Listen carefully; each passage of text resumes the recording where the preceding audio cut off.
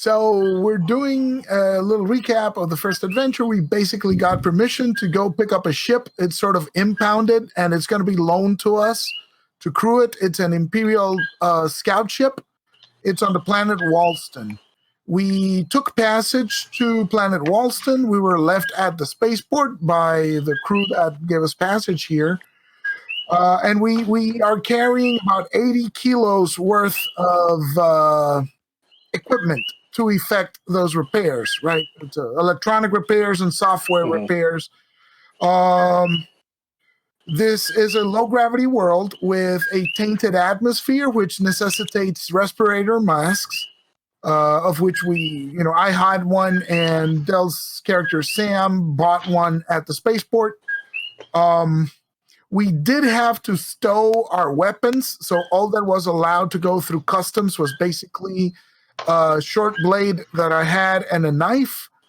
And we were informed that, we put the rest of our gear on lockers there at the spaceport.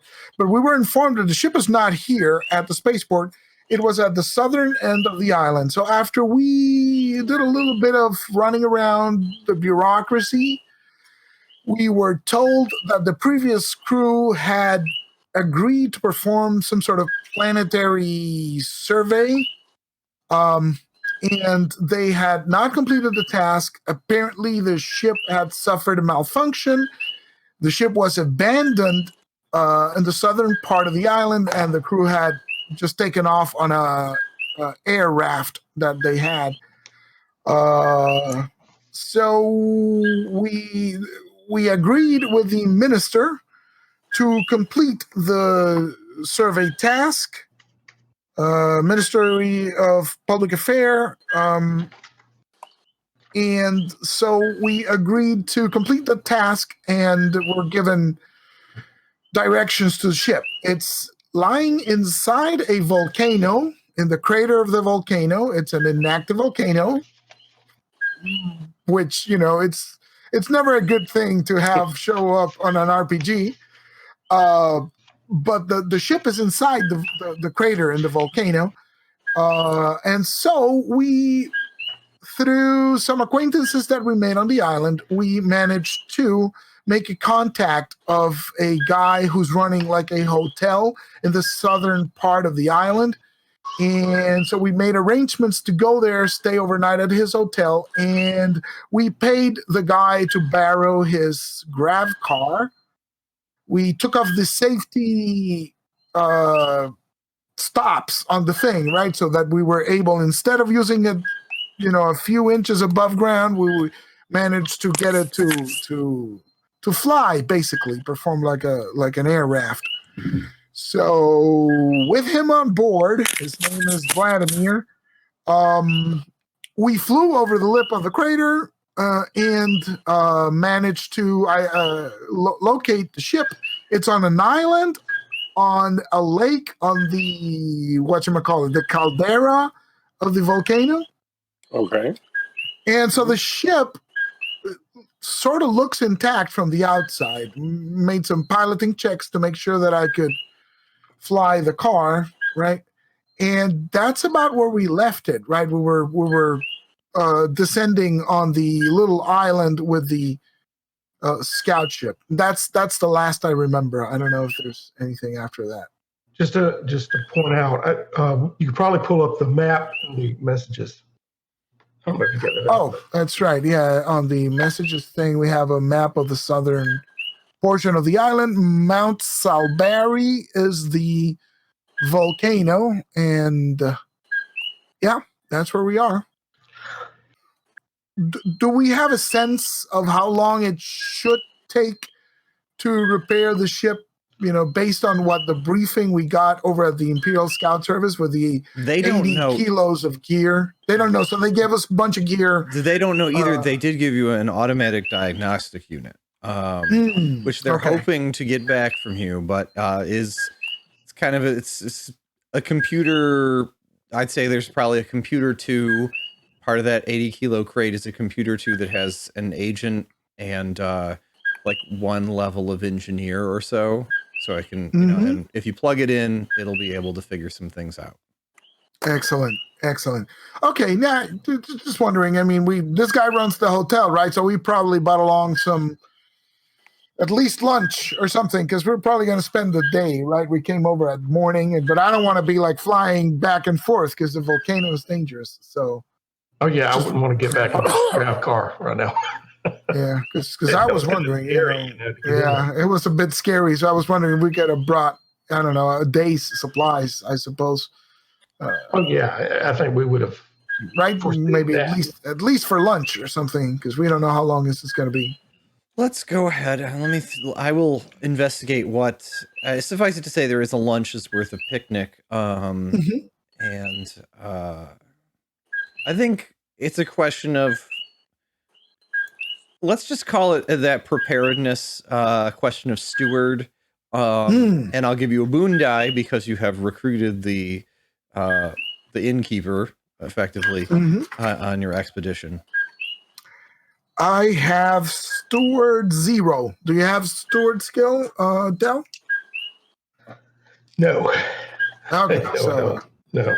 So I suppose I'm rolling, and I would think it would be maybe intellect, I guess. It doesn't sound like education. It's probably intellect, right? What's it based off of?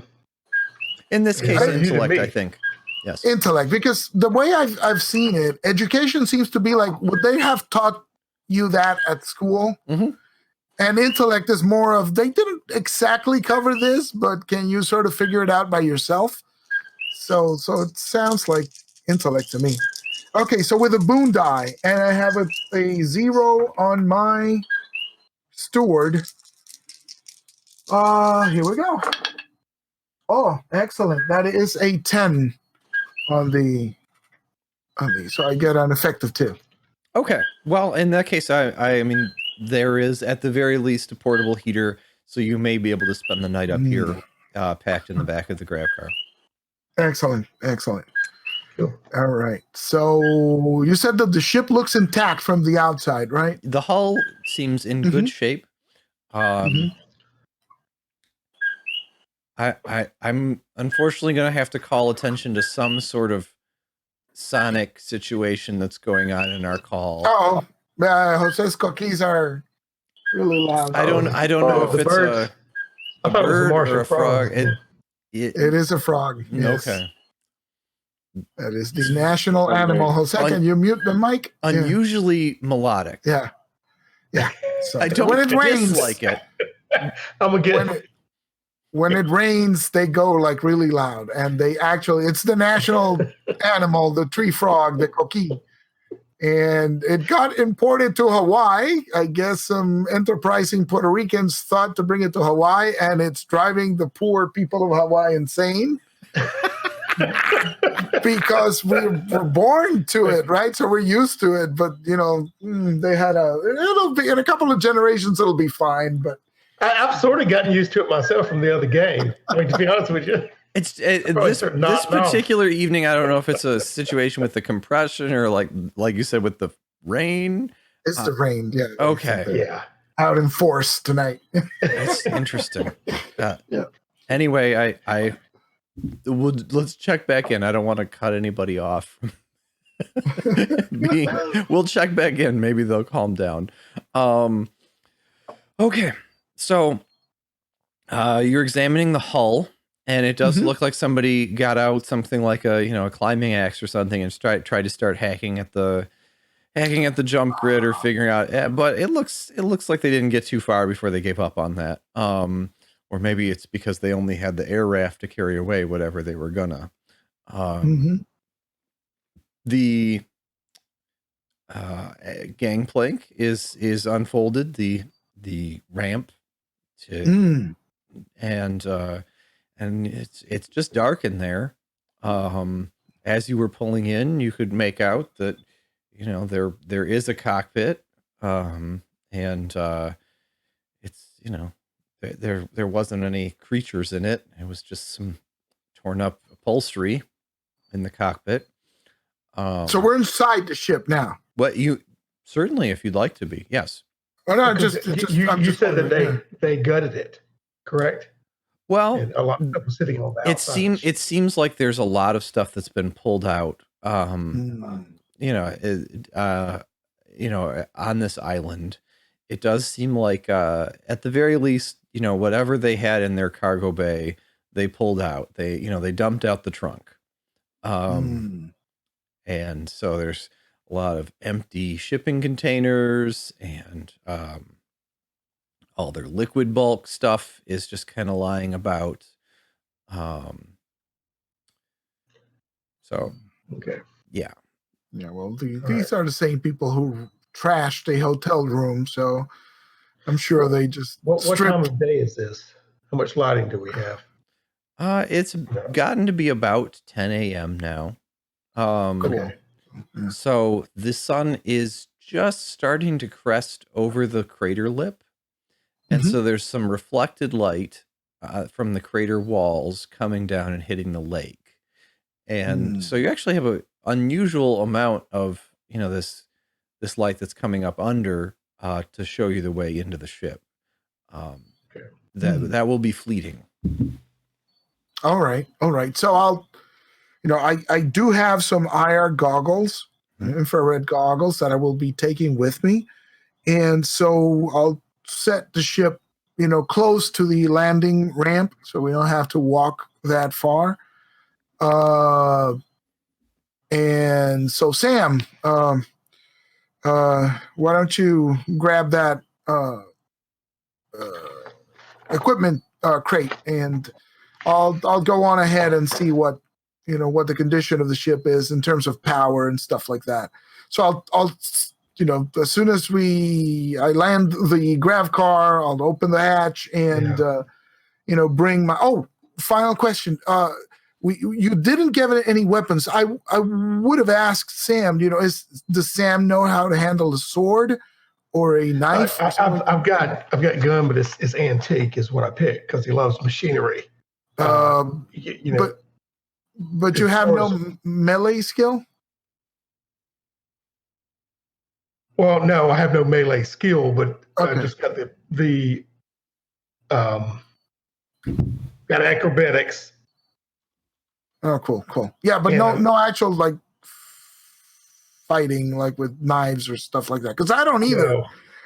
But you're stronger than me, so I will give you the short blade, which I'm picturing. It's like a short sword because this is sort of like a thing that they do in the Traveler universe. But I also conceptualize it as a machete, right? It's a tool.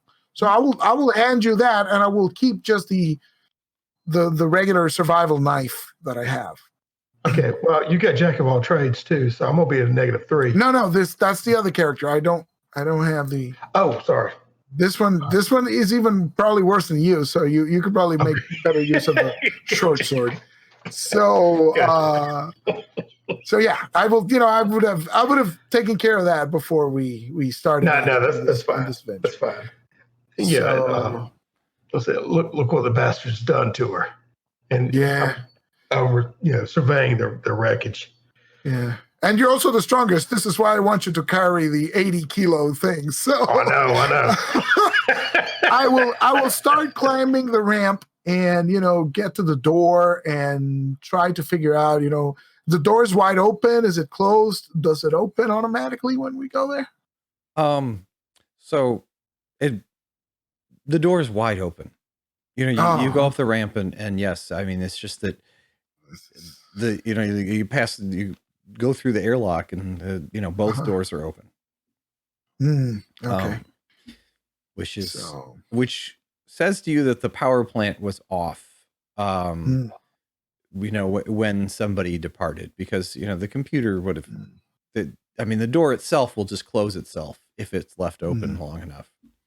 Unless you manually override it. So so it's been without power for a while. So I will. This is a scout ship, right? Mm-hmm. Yeah. Achilles. Okay. It's the standard deck plans, right? The ones on the book. So a question: is our guide with us? Or the Vladimir? Vladimir is gonna. He's kind of unpacking some of the picnic stuff, and he's probably gonna spend the day fishing. in the crater lake. He's going to try his luck with whatever fish is in because he. Vladimir, could you give me a hand with this? And I'm trying to get a team lift going on here. As you like it. This is okay. Part of it. Yeah. The fishing's good around here. I see it's fishing equipment in the thing. So the mass is just a number. After all, I mean, this is a Mars-like world, so the lifting component of the mass is. I forgot. Excellent. Is not a particularly concerning component. Yeah. Comes in handy. Excellent. So I will try and make my way into the ship. So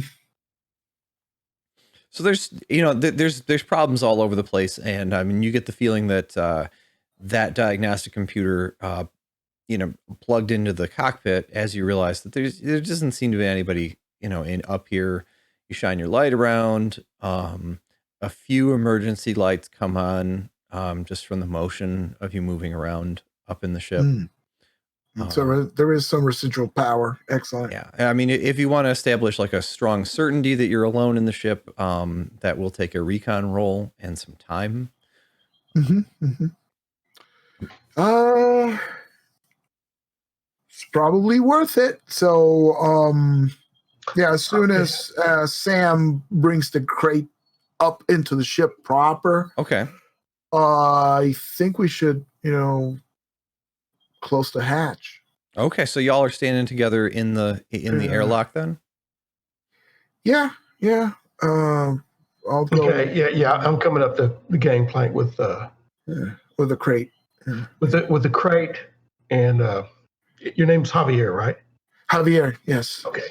See, now I do have engineering and electronics. Electronics would apply for this, but when we hook this up, would I assume that there's going to be some kind of access to the computer systems and more like a black box to find out what exactly happened, recorded? This computer that you're hauling, definitely will be asking the black box some questions. And absolutely, you'll be able to probably read the data readout on this computer to get an idea of what went wrong on the ship. Yeah. Okay, Javier, I hope this will clue us in on what happened with the crew here. Maybe she can read the database and set it down right beside where it needs to be hooked up. You get the diagnostic. Excellent. You get started on that. Go to the cockpit and plug it in, and I'll start making my way aft and just inspecting, doing a visual survey of the ship, right? So if the emergency lights blink on and off as I move, then I have my IR goggles with me, but it doesn't seem like I would be putting them on then. But I'll. There's just a really sparse amount of natural light coming in from the cockpit windows, which are the only visual light. Yeah. So the aft is going to be dark. So I'll put those IR goggles on then, because that's probably going to help in the surveillance. Yeah. So as far as the reconnaissance roll, I mean, so it would normally take a D6 minutes. So keep that in mind as far as how much time you want to spend, more or less. Let me look at the time. Jumps here. I did get myself the nice screen, but I have to figure out how to use it. So the time increments. Time frames. Yes, there we go. So it's 1D minutes, you said? Mm-hmm. Okay, so let's bump it up to 1D times 10 minutes so that I can do a thorough search of the ship, or at least as thorough as I can make it. Probably don't even need to roll I'm not skilled at all at this. So if I take more time, that gives me +2. This is correct. Excellent. So that's an effective -1 to a recon, and that recon goes off of intellect. This is I correct. suppose. Yep. Yeah. Okay. So it's a total of -1, and that is a 9 minus 1 is an 8. So I All right. just need to roll for how long it takes. Yeah. So yeah, let's find out how long that takes, and I'm just gonna do something. So it's 1d times 10 minutes. Yeah. So you prowl through each and every compartment on the scout ship. There are numerous deck plans for the Suleiman Scout out there in the internet, and I am going to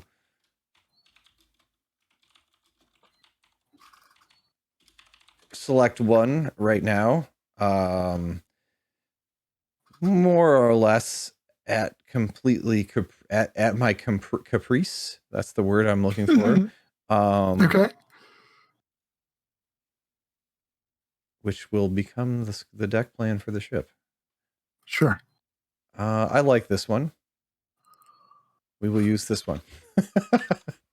Because this ship has been in production and a part of the Third Imperium's kind of hold on the known part of the galaxy for some hundreds of years, and so it's been produced in lots of different places. If you can imagine how there are probably licenses to build B-25s in Malaysia, I don't know if there ever were, but they weren't built exactly the same in every place. So just whatever familiarity you may have with this vessel as a class can only go so far as poking about, which is why it takes as long as it does. Which, by the way, how long is that? How long has it been in the belly? So this is a question which I actually need to know, because something may be happening to Vladimir outside. Oh. Well, if it gets beyond a certain point, I'd probably go searching for him. Well, let's see how long the search takes. Well, I mean, how long is he down? Is he down for 60 minutes or? Oh, well, I mean, so how do you busy yourself? I mean, I guess that's the question is, I'm hooking up the diagnostic unit. Okay. Yeah. Diagnostic unit to it. And while it's churning away, if it gets to a certain, okay. How long do you expect this diagnostic to take before it? I mean, it shouldn't take more than 10 minutes, right? Okay. Yeah. That's fine. So as in, like you would expect it to be done in less than a minute. That's it. I just didn't know what the power in the ship, It does take a while, and that's the thing, is it's using its own internal power. It's having to reestablish like lots of IoT connections between different parts of the ship in order to kind of get an idea of what's going on. And it does get to that point where it's able to answer some questions about what's happened to the ship. So there are 4 areas that need repair.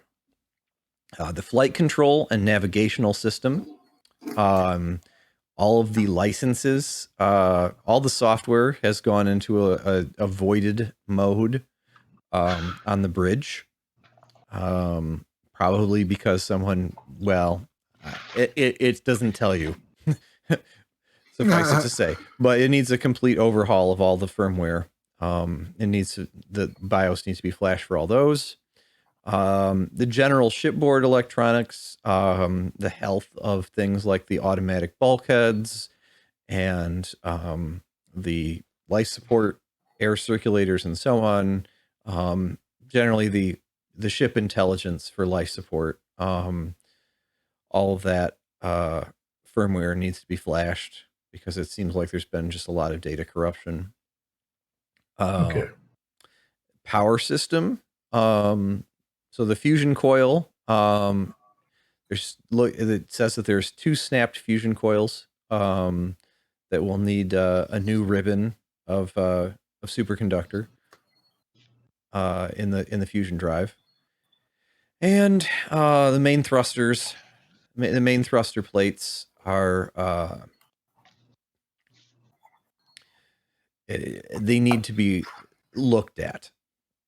it's not it like it just basically needs a wheel alignment on the main thruster plates. Like it's not sure what the thrust balance is on those. Gotcha.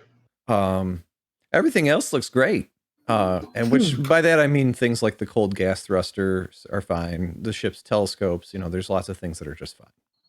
Well, I mean, I've got engineering in electronics, etc. So I don't know if it's judging from this, the estimation. Mm-hmm.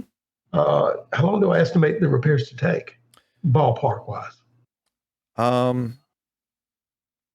By your reckoning, probably about somewhere between 18 and 24 man hours. 18 and 24 man hours. Okay, I'm sitting there. It's about 15 after. It took about 15 minutes chewing on it, and then I turn around and look for Javier. Oh, yeah. It's again. It's 4 areas. You said flight nav. Mm-hmm. Flight nav and general electronics is one thing. Mm-hmm. That's the second thing. Yep. Okay, wait. General electronics is the second thing, and life support is third thing, or is it part of it? That's part of that. Yeah. Okay, and then the power grid is thing number 3.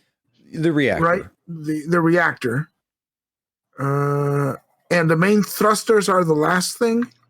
This is correct. Yeah, the alignment. Okay. I mean, hopefully we have enough material here to do the repairs and tools.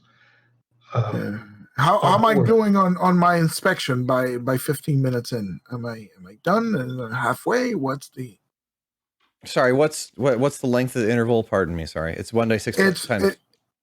Correct. Yeah. Times 10. 1/6 times 10. Yeah, you're wrapping things up. Oh, cool. Oh, that's nice. So all right. So everything seems to be intact, and there doesn't seem to be anybody here.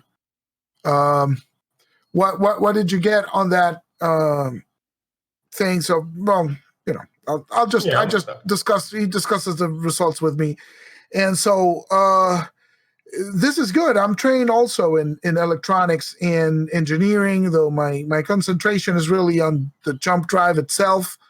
But I don't know. It seems to me like the software is probably the best place to start, and also the power situation, the reactor. So maybe we could split it between us, and I could go take care of the reactor while you reboot the software, or whichever. Oh yeah, no, that's perfect. We can double team it. What's your engineering specialty? Well, that's what I was going to say. The ship drive, anyway. The main drive of the ship. But honestly, I need to look at it because I just got this book. Oh, okay. I was going off the old book. Okay. So sure. Okay. But yeah, it's basically the ship engine. The drive. Okay. So, because there's like jump drive and there's like the other drive, the regular drive. We call that the M drive. The standard M drive. There we go. Yeah. Maneuvering drive, drive. not the jump drive. So your specialty is maneuver drive? That's excellent. Yeah. Because mine is jump drive. So you could probably handle the main thrusters when the time comes. But I think we need to take care of the reactor and the software first, so we can get the systems operational. So I could handle, trying to replace the magnetic coils on the main reactor while you do the general shipboard electronics and the flight nav controls. Okay. Sound good? Great. That sounds great. Yeah, so the question is, I think mostly, what between the two of you have as far as light to work to do work? To work by? Yeah. That makes a lot of sense. I mean, really, to be honest with you, if we were bringing that diagnostics, I would think it would be quite logical to bring along some kind of tools as well as lighting, like you're working, to set up. I mean, we didn't state it exactly, but so I think that it comes down to a survival role. For post facto for what kind of light you have available. I have survival. Okay. Yeah. Surprise! I have survival. Yeah, I don't. It would be even more surprising if Jose had survival, but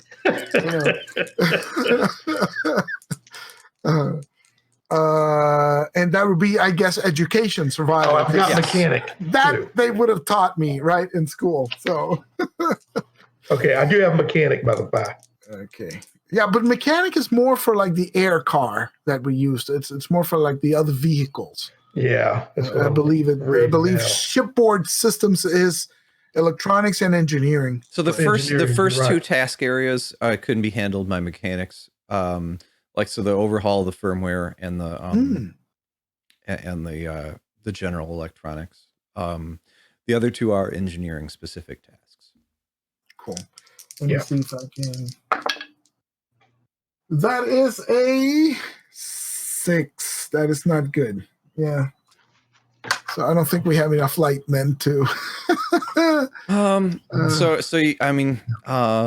You got a dozen glow sticks. Okay. Which it's the future, so they're a little bit brighter. Yeah. But, Okay. But if you duct tape them together, it might be enough to work by. Yeah, and with the IR goggles, maybe I can jury rig some sort of.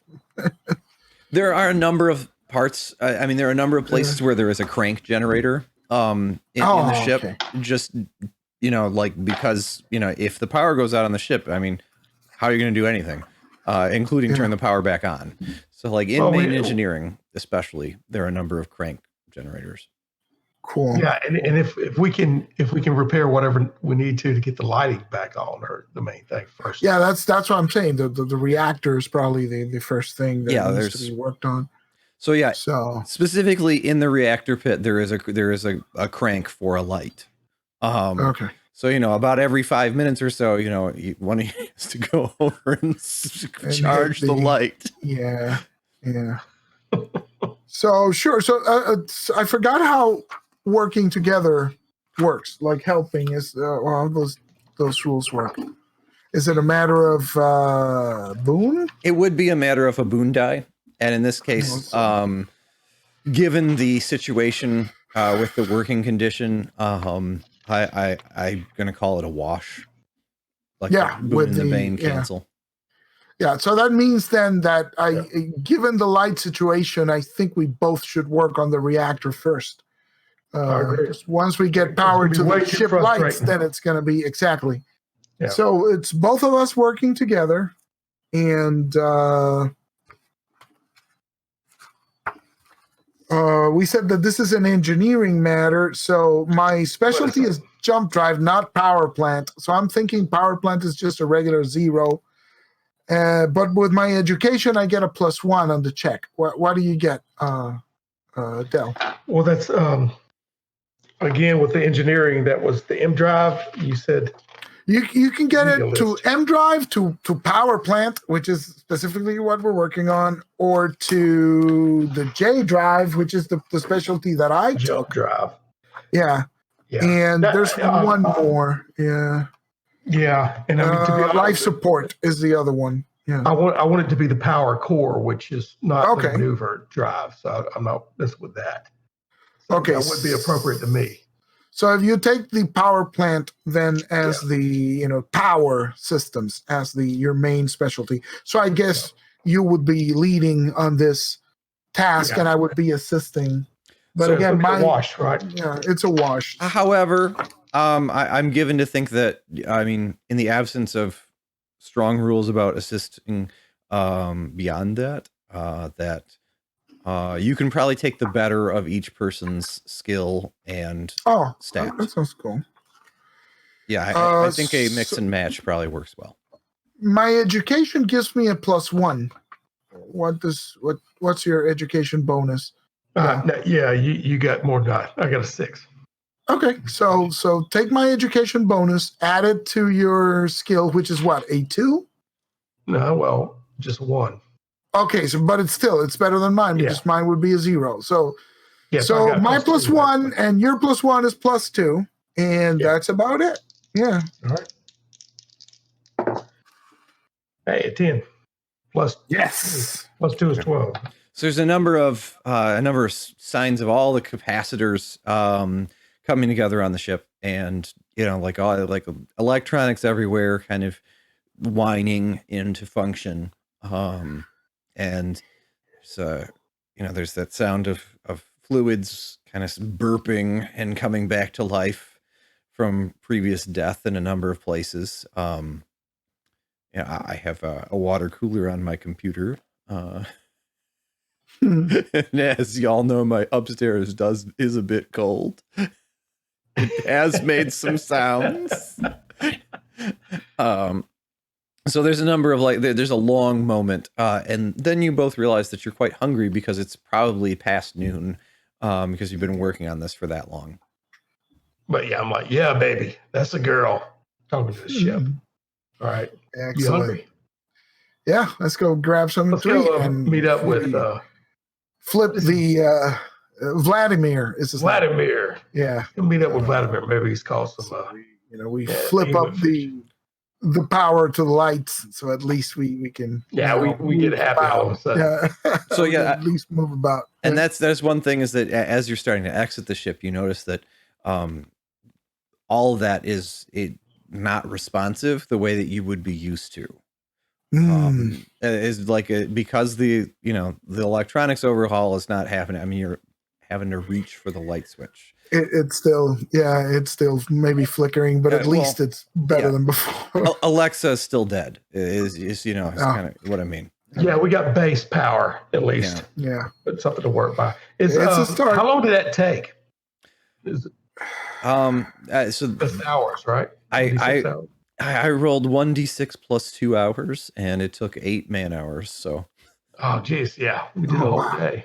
Yeah.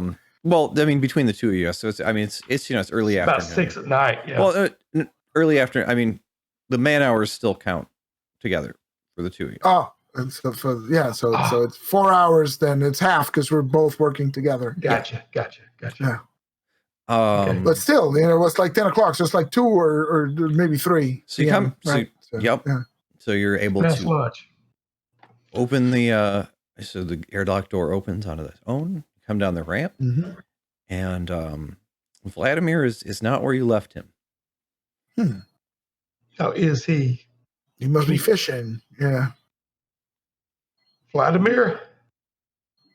I start looking around to the base of the ship and around and start walking toward the grav car. This is a flat lake, so it shouldn't be too hard to spot him, right? So we sort of look under the ship, which is pretty tall, I suppose. Yeah, that's what I mean. I look under the ship and I start walking to the grav car and look around that on the other side of it. Yeah.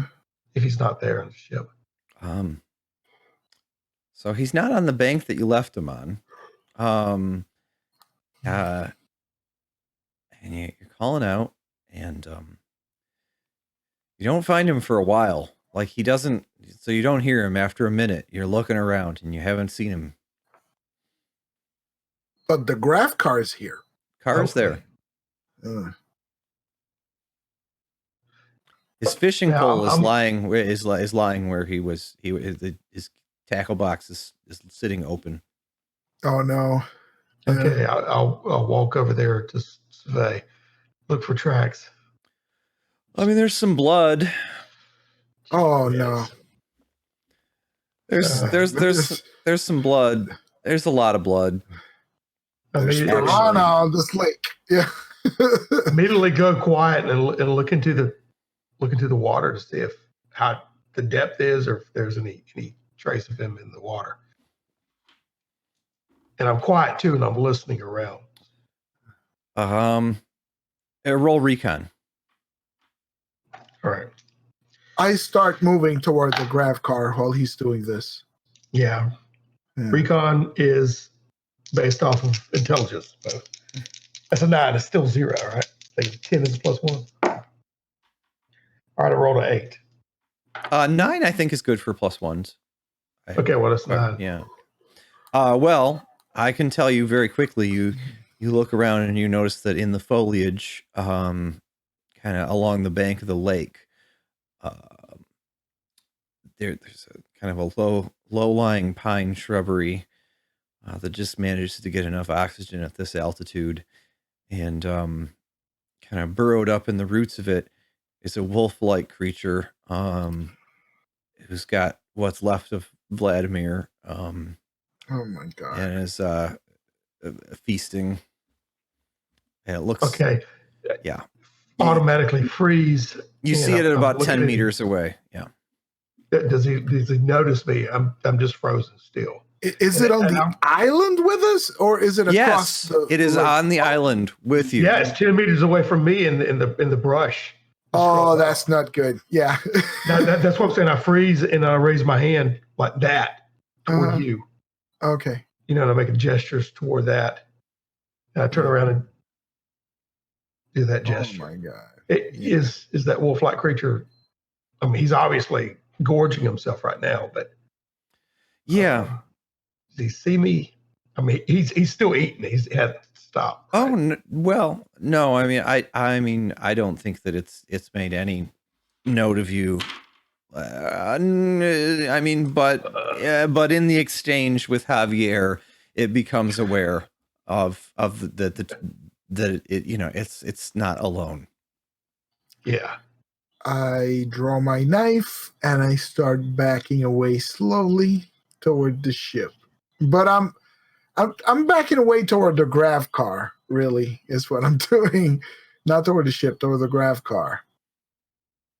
Yeah. I say softly to Sam, we should get the supplies, go back to the ship. We don't have any guns. Okay. Yeah, I'm petrified myself. I'm taking, white knuckled on that machete and taking steps back to that grav car. All the while, I'm not losing eye contact with the beast. Moving slowly backward. Yeah. He's probably snarling and grabbed onto his prey. And there's no thrashing about. Oh no! Vladimir's obviously dead, right? Oh no! Yeah. No, no. Yeah. Okay, ragdoll. I'll leave it. You're not close enough to be able to say more about his situation anyway. Okay. Well, that's what I'm saying. He's not doing any wild thrashing. All right. Yeah, I'm just going to keep backing up to the grav car and stay at the ready until I do that. Then I'll grab whatever we need and back up into the main ship. Yeah, the plan is to walk back to the grav car, get the supplies, the food, and then just move to the ramp and into the ship while keeping eyes on the beast. The ship's kitchen should be fine. I mean, Well, we don't. I want to grab the supplies from the grav car because I have no idea what this idiot who had the ship before us. I mean, did they take all the food? Did they? I don't know. I have no idea what they did. Yeah, we don't need that beast eating our food in the first place. Yeah. So you got not that it ain't already full, but so there's Vladimir's picnic basket is in the back seat. Mm-hmm. So we grab that and start making our way up the ship. Yeah. Now, I mean, the ship, does it have any kind of gunnery on it? Yes, it has a double turret on the top side. On the top side. Yeah. I don't know if it's usable, but this. Well, they are. I mean, they're like, we can look into it. There's this 2 300 megajoule X-ray pulse lasers. Just off the top of my head or so. Sweet. They're I can tell you, just from like your own experience watching, movies and so on in this universe, that the targeting software that it would be very difficult to get it to orient and target something. Of that. Particularly, we haven't done the unlocking of the software portion yet. Yeah, correct. I know, but when we get in here, how big is this patch of land that they landed the scout ship on? Because I know it's in the lake inside this area. Is it on the map? It Oh, is. It is on the map. Look at it. The island right. itself is only about 100 meters wide. Oh. Yeah, that beast has been on here the whole time we've been here. Oh. And yes, I mean, and now I'm worried about whether another one's inside the ship. as you're unloading the car, you're just amidst some of the garbage that was burped out of the back of the ship as they got out of here. You do step over a chromed bowl, that like a food bowl for a pet. It says Fluffy on it. Yeah. Uh-oh. Oh, so this must have been the pet from the. See, these people are evil. They take the grav car and they leave the pet behind. Right, so I want to meet these guys and shoot them or something at some point, because space them, throw them out the airlock at some point, Okay. As soon as we're back in that ship, I want to shut that down. Shut the airlock, and you're able to shut it, of its own accord. And it's very reassuring electronic click that verifies that it really is closed, and that not only that, it's it's stored power for it to reopen. Like all the things that you take for granted about an airlock, are now working as they should again. As far as excellent. All right, so. So it looks like they left their pet here. I hope there was only one of them. So, okay. So during my inspection of the kitchens, were there supplies in the kitchen? Was it like completely empty? What was the... well, is it ransacked? It's not the most hygienic situation. But particularly the Soylent dispenser has really gone. It's really gone as far as because life support includes an emergency food recycler. Okay. And I mean it doesn't smell right. Okay. I mean it smells kind of between number one. It smells kind of like a number one. Okay. Somebody didn't take care of that. Yeah, so there's no like freeze dried astronaut food. Oh, right? The wrappers for that are already all over the place. Okay. In the kitchenette, Yeah, makes sense. Okay. Makes sense. The Soylent dispenser has gone dark green, very dark green. Yeah. So that's okay. Now the only thing we can do, Javier, is work on the ship, maybe get it airborne. Otherwise, we'll have to go out and face Fluffy. And it's a shame, but I'm no good with animals, so I don't. Yeah, me either. Well, at least it has, it ate Vladimir. We'll send the planetary. We'll send the planetary authorities back here when. Did he have any family at the base of that thing, or anybody that depended on him? We know his cousin is at the capital, but I don't know if he had local people. Yeah, I think he was kind of a hermit out here, I suppose. But and your communicators are not in service. So you're not there. You don't have a cellular connection. Yeah. There you are. Yeah. Okay, so I agree. I think we, let's eat something before we starve to death, and then get working on that software. Okay, I find a table and sit down and start eating. Yeah. And once we finish with its critical repairs, we're going to have to get this into the dock somewhere and give it a thorough cleaning. You're gonna have to get resupplies.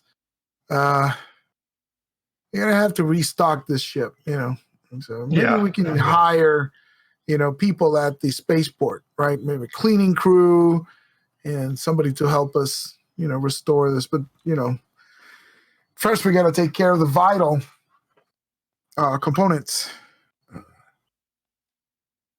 So all right, that's what we need to do, is just start working on the ship to get it airborne. I don't want to go outside with that thing. If I can take off and leave it here, all the better. Yeah, So, I think we should do like General Electronics next, right? Because General Electronics also deals with life support and stuff like that. oh yeah, definitely. So yeah. Go ahead. Oh no, General Electronics. Who do we need to pick up that? I don't know yours. It seems like we're kind of a. I think we should do everything together because it's just going to be a bunch of man hours of work. The only thing is it's the one roll for two people, so the time could theoretically get squandered. That's all. Yeah. Well, electronics, we got sensors, remote ops, computers, and comms. Yeah, I have sensors, but that's not what applies here. So I would be an effective 0. Yeah, well, I'm gonna do computers because it syncs with Power Core to be able to read it and everything else. So suffice it to say, I think for the General Electronics, just throw some dice. But this is probably just a matter of like, you're probably going to have to wait and see how it goes. Like however good it is really you're rolling for your confidence that it's good to go more than whether it is. But we have what like we think it is. Equipment, and we're helping each other, and I have a +1 for education. And do you have electronics at some specialty, Sam, or electronics? Well, that's what I was saying. Computers with electronics. Oh, computers. So you're the expert here. So you can take +1 from my education, whatever you have for your skill, and roll 3 dice. Because and the boon die works. Now, how bad does this look? Does it like? Oh, this is the easy part. Because it's just this is a matter of. I'm just going to approach. I'm going to take extra special care with it. Bang it around so I can get it working again. Oh my God, 6 total. It's fine. With the third die and everything. Oh my God! Oh no! I didn't do the boon. So the better of the I didn't do the boon. Oh my God, 2. That's even worse. 5 total. Pathetic. Yeah. No. You take the best. You take the best. Oh, sorry, 5. Yeah. Yeah. So it's 5 plus 2. No, +1. Oh, it's 6. Oh, 6. Geez. This is pathetic. I should. Thanks for your help. So the sun has gone below the crater lip, and it's gotten the shadows have grown long, as in so long that it's basically night inside of the crater. By the time that things are starting to be warmed up, and you feel pretty confident that as long as people don't clog the toilet and don't take a 40-minute shower, that the the soylent dispenser will probably sort itself out. It will need you're gonna need to. You're saying it warmed up in here, right? So we got the heater. Oh yeah, that's what I mean is that the life support is life support is on. Okay, gotcha. Yeah. All right. Okay. Yeah, I throw my tool to the side. Frustration and disgust. And your communicator is asking for your climate preference. Like what's your preferred temperature? Like the ship's computer is now at least like asking you how do you like it? I want a little bit of cooler climate since I've been sweating and aggravated with messing around with this. So I think I'm gonna turn it in for the evening. So then outside, you're awakened by a tremor at about 2 a.m. Uh-oh. Whiz. This is not good. Now, you are the experts on tremors, so Oh yes, but by all means, I mean like describe to us a 4.5, and if Jose is still around, yeah. Well, it's very different feeling a 4.5 from San Juan than from where it actually happened. Yeah, so it's much lighter. The 6 was pretty impressive, and it was a couple of 100 miles away, and things were shaking. So so imagine we're the epicenter. You are certainly at the epicenter, given that you are on a volcano. Yeah. So I wake up immediately, of course, and after the initial thing dies down, Sam, we gotta get up, man. We gotta. You feel that? I'm already at the cockpit looking out. I'm looking out to see if there's any boiling, to see if what's going out there. And well, as far as I can see, I don't know how. I mean, you can turn on the landing lights, and you can, and the glare from them will probably extend out to the lake. That's what I do. I'll flip that on. One thing you notice is that the water level is a little low in the lake. Oh God, I knew it. Oh geez, this is not good. Sam, I think I'm going to handle the software reboot for the flight navigation controls, and I think you should get to work on that main thrusters. Yeah. So we ain't got no time to spare on this. Yeah.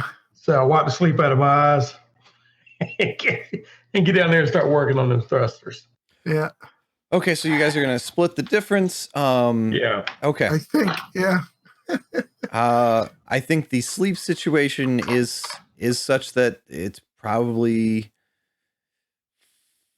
not a Bane die yet. Okay. But yeah. Now I don't know if can we get a Bane from the equipment?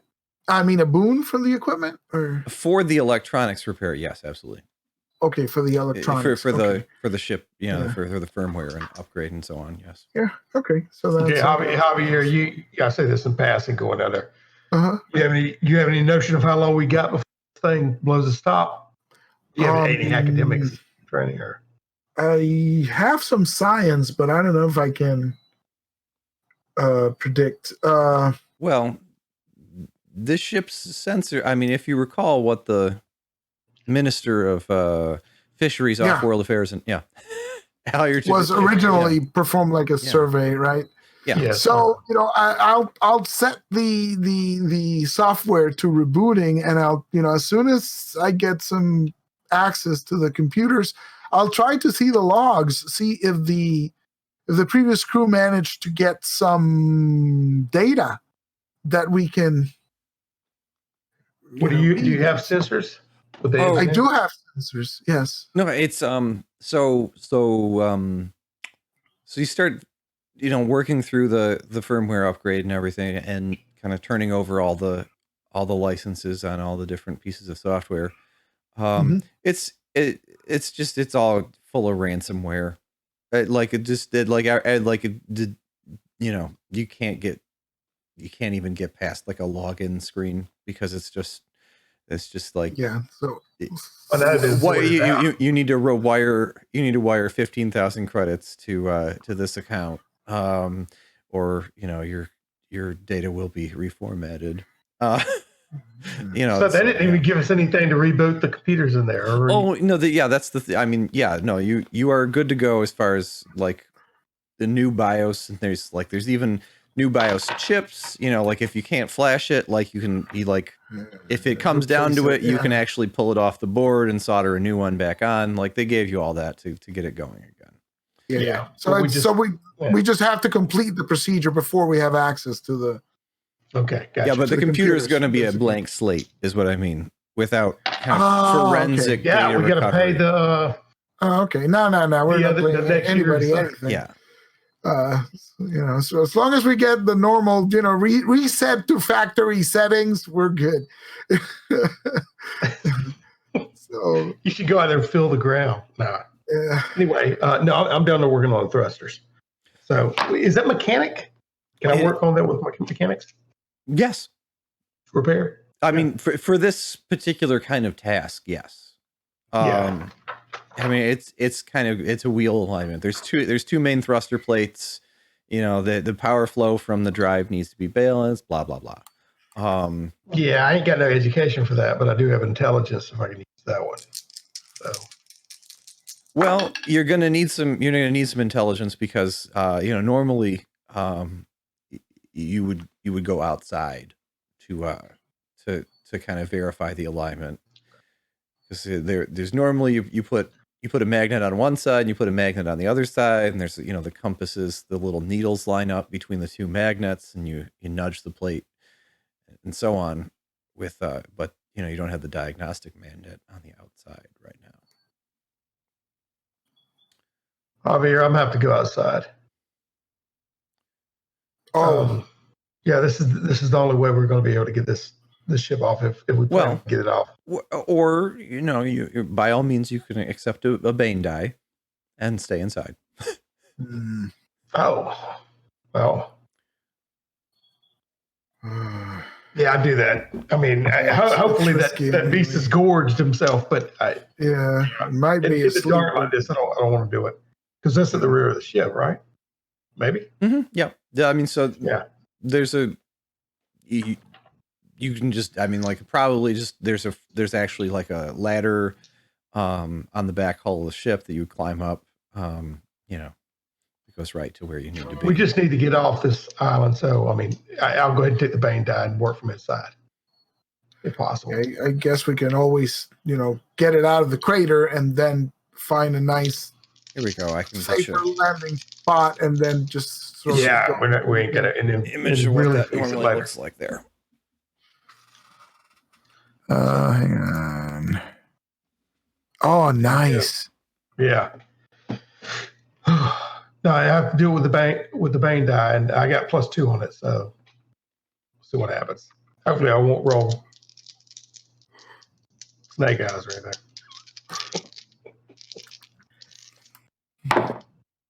Oh my God! A 6 + 2 is 8. That'll work. Oh yeah, there you go. Okay. 2 4s and 2. Yeah. So, by the time your belly's thinking about breakfast, and also thinking about, there's that particular kind of all-nighter feeling where you realize you missed breakfast, and also it would be really great if there was some coffee. The ship is rising into function. I think that we rolled the computer's roll, but it's as far as the firmware overhaul, but that's it. It's a 9. Okay, it's a 9 because I'm assuming I get the boon die because of the. Well, then you're even kind of done pretty quickly because that's kind of effect. Oh, okay. Yeah. Okay. Cool. If you're done quickly, I mean, you could have worked on that thing that I failed at, right? Yeah. That's what you just did. I mean, the size. Oh yeah. No. I mean, I've been out there all night. Is what I'm getting at on the thrusters. So I mean, the two of you end up being able to work together to get that done significantly quicker then, because Javier finishes early, and so I can go lend a hand. Yeah. Okay. All right. That's good. Now, as far as the power core and get this up and running, where the ship computers come online. Yeah, I mean, if the repairs are done, I mean, those are the 4 systems we can take off, and yeah, okay. I was wondering if we had ship because I was only counting 3 in my head. The main reactor is y'all did the life support. I think last we did all 4. Yeah. Okay. Yeah. All right. Okay. So it's been less than 24 hours since the monster killed Vladimir. Do you want to go try and get the grav car and put it on the ship where the air raft usually goes? It's a puppy, not a monster. That's true. I'm sorry. I apologize. The starving puppy of death that is outside. Yeah. Look, how far is this run, this mad dash to that grav car? Oh, I mean, is this like convertible, right? It is an open top. Yeah. Okay. It's not like you can shut the door. As I recall, Javier parked it like right there. Right next to the hatch. Very good. Very good. You did say that. Yeah. So I can, I'll now, I guess we turned on somebody needs to be on Overwatch outside, right? So somebody needs to be on Overwatch with a rifle and the other guy go get it or whatever. We don't have any weapons. There's nothing on the ship? Did we find anything on the ship? Well, presumably, I mean, I can't freaking shipped out. Man. I can't speak for them for the jerks, but they probably their guns are still in the airport locker, starport. You had 4 guns, or was that your other character? He left all 4 of his guns in the starport locker. We left the guns. Yeah. No, they're illegal. We didn't smuggle them. You're right. I forgot about that. It was like, well, it's a legit job, right? We don't have to smuggle weapons. Yeah, I forgot. Yeah. Probably would have them.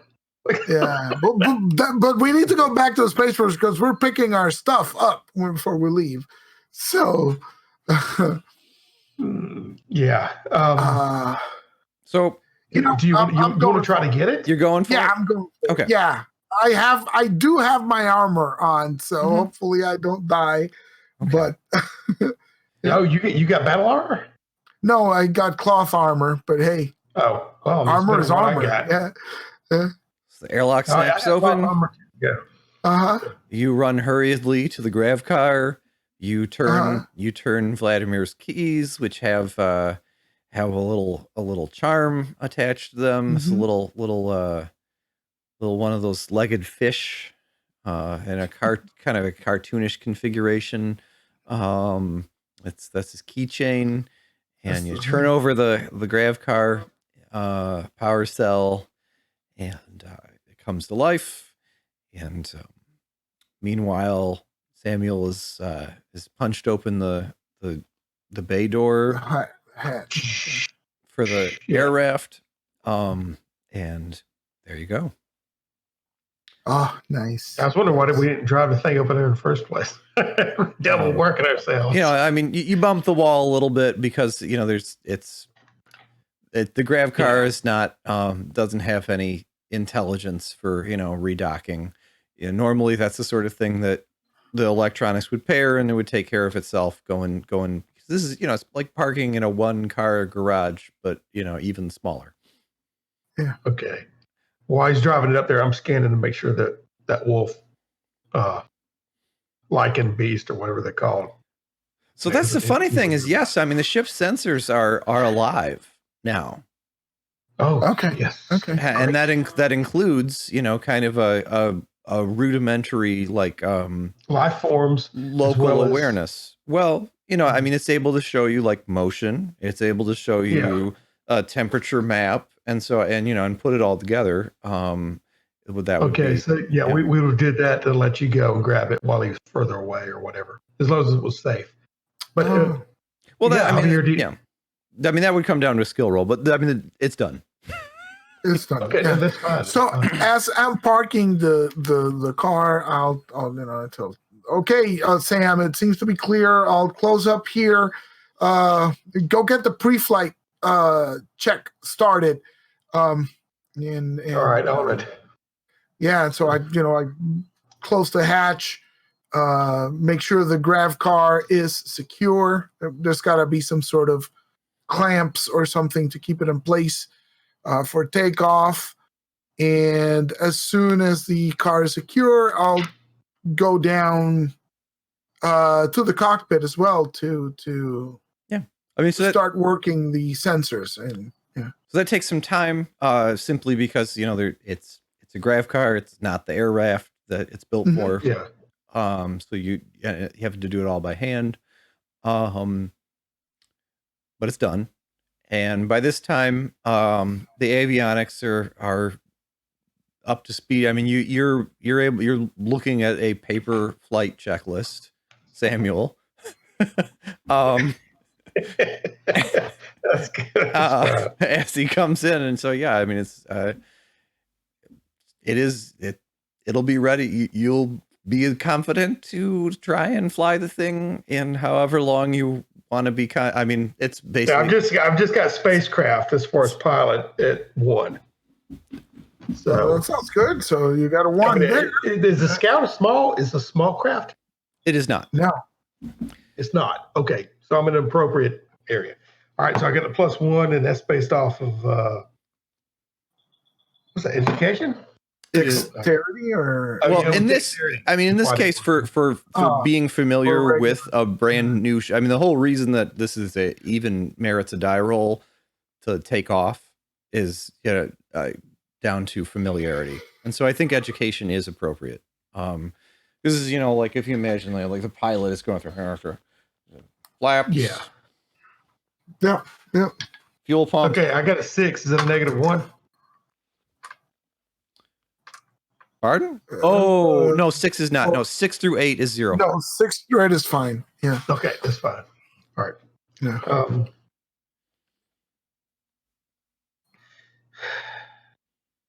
0, so I got a +1. All right. Ooh. No bane on this, right? No. All right. Everything's working how it should. Damn it. Okay, no, that's 8. 7 + 1 is 8. Nice. Okay. Yeah. So while he's doing that, I'm booting up the sensors and trying to get readings on the seismic situation here.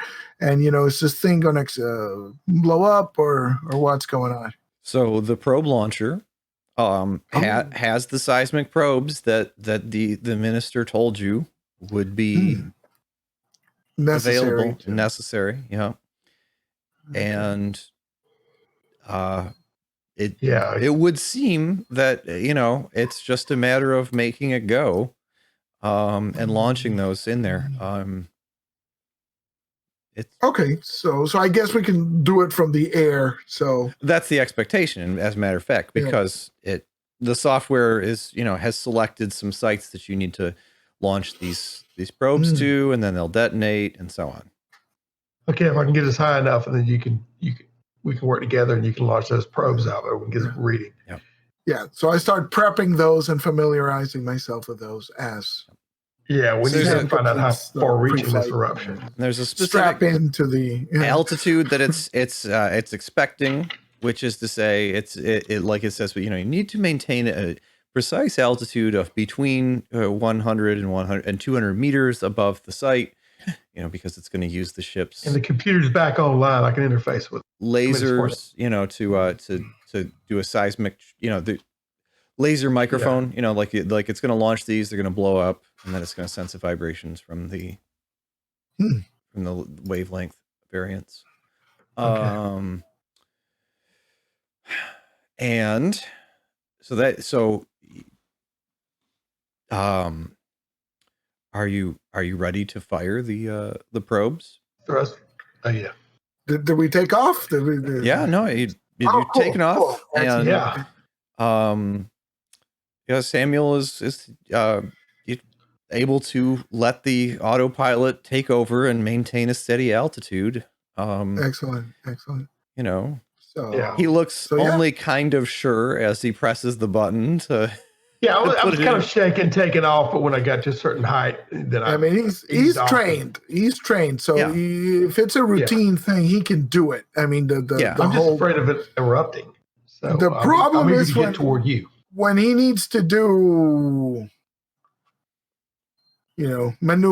stress maneuvering, right? But taking off, and if he's got a 0, he's skilled at it. Yeah. So it should be fine, right? Yeah, I rolled because I was unsure about like he said about electronics. Yeah, no, exactly. It's the brand new ship roll. A new ship, exactly. Yeah. So okay, okay. So I line it up the probe, thing to the coordinates and get ready to fire. Yeah. So you fire them, and there's a series of detonations. Each of the probes embeds in the lake bed, on the island proper, and they burrow in, and then detonate. And Do we need there's to an maintain it there's an specific? unexpectedly the seismic activity sensor on the computer spikes as you build, and there's a meaningfully large earthquake, which happens kind of just as they're exploding, and it's a 6.4 earthquake. Good thing we're not inland anymore. This is where we're floating back. Yeah, why don't you start driving, to the side of the caldera, right? Yeah, I hear you yelling. Yelling. I grab back a hold of that.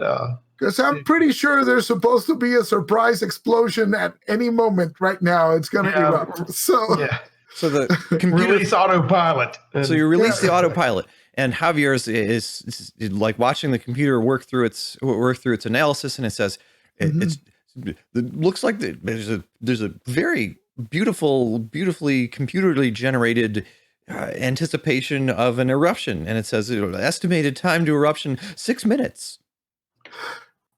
Get us out of here, Sam. And I start the coverage area. I'm yelling back, and I'm hitting the thrusters, getting out of there. What's the what? I mean, as far as this eruption, what's the estimated area that it's going to? Area. Oh, okay. Yeah, because I got to get out of the blast radius, basically. Oh, well, there's going to be a pyroclastic flow, which should go all the way to the ocean. I mean, but as long as we're in the air, I'm just screaming that back to you, but I'm already focused on what I've got to do. Yeah. So I start relaying the information as I get it, and I also get on the ship comms and try to raise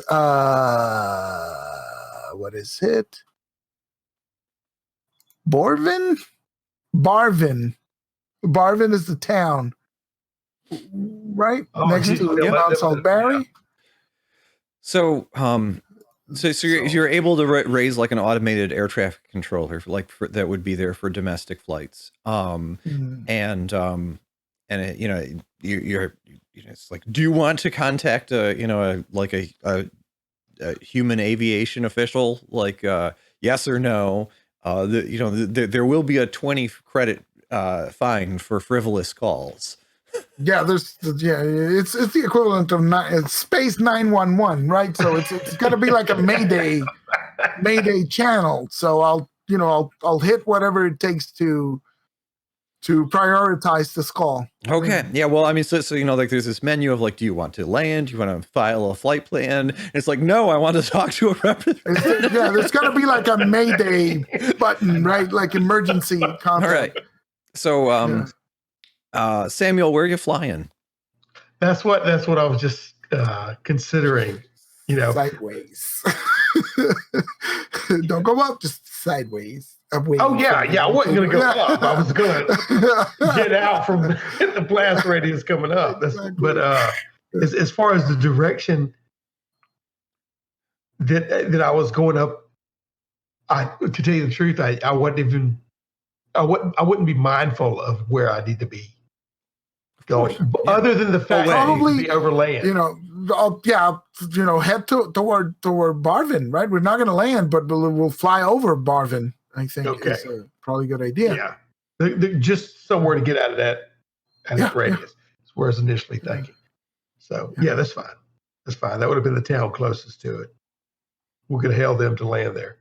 Okay. So you start making for the town, and so like the flight time. You get a flight time readout because there's that same tower that Javier pinged. And you're still waiting for someone to pick up the phone. This is backwater, man. So Minister Greener is like there's so the interesting thing is that there's over the SOS band, there's kind of a planetary emergency that comes through, and it's just like, do you want to accept this? Do you want to push this onto your screen? And so there's the minister that you spoke to, Greener. Yep, and he's addressing the citizens, like all citizens in within 100 kilometers of Mount Salisbury should immediately evacuate to the capital city, and assistance will be provided as possible. We have sent out a general distress beacon to the Imperial Interstellar South Service and any ships in system for any starships in system for assistance. This is a general signal GK. Signal GK. That's like SOS in this civil emergency. Yeah. Yeah. How many people are down in Barman? All citizens with grav cars should provide assistance to their fellow citizens. Leave behind any, this is a normal hurricane kind of. Yeah. Is there a landing strip in Barvin that we can help evacuate? Yeah, I'm asking the computer. No. There is a village square, like in front of the post office, effectively. And so that's, when you pinged that civil aviation computer, it said, it gave you a landing zone and says this can only support vessels that are under 150 tons. 150 tons or under. Anything larger should has no business being here, or can land in the water. And you're welcome to dock at the. But we're like 100 tons, right? Yeah. You should be fine. Yeah. So what we need to do is land there, but I still need to know how many people are in Barman. How big is this town? I'm asking the computer if it knows. Computer. Oh, well, I mean, give me an estimation of population. I mean, it would come down to a science roll to get a good number, but you ask the computer to start working on it and to give you something which a scientist would be able to figure out. And it shows you a picture of a town with like 40 or 50 buildings. Yeah, and looking at it, I wouldn't think it would be no massive population in the first place, but 40 or 50 buildings. Now, what's the capacity of this 100-ton vessel? Well, for short term, it shouldn't be too bad, right? Because we got a cargo hold. I think it's the main problem is long term, right? Mm-hmm. We got a grav car eating some of the space up, but we can go ahead and land and pick up what we can. Yeah, because crew is technically 3. We just don't want to be overwhelmed by a bunch of panicked people. So, women and children first. It could, you kind of eyeball it as far as how many people, how many like bodies could fit in the cargo bay. And probably 40 or 50 people. The life support could never actually handle that many folks. Yeah, but for a couple of hours. Yeah, we just need to go. Yeah, we just need to get back to where we left off, outside the blast radius, basically. Geez Louise. Okay. So I'm going to head toward that area. You all right with it, Javier? Yeah. Let's take a look to see if we can find a good landing area, and I keep trying to raise control to see if there can be some sort of evacuation if it's underway, and to volunteer our services, right? Yeah, if you got them on the comms, tell them where we're landing and I look at it, the square. She's got a centralized area. So that's what I'll be doing, trying to touch down there. Yeah. And be on guard, because we could get rushed by a bunch of panicked people. Yeah. All right. So that's what I'll do, is try to do a solid landing there. Okay. So you as you're coming in, you see that a fair number of people have packed into the fishing boats and barges, which like the submarine trawlers, which set the nets in the deeps and collect the traps from the deeps, are kind of beached up like whales, and so some people are collected on those to try and get a little further away. And it looks like some of them are pulling out to sea. Nevertheless, there are a fair number of people who seem to be waiting for evacuation in the square as you approach. Okay. I'll try to touch down. Do I need to roll for that? No. I mean, is there any kind of tremors or quakes going on?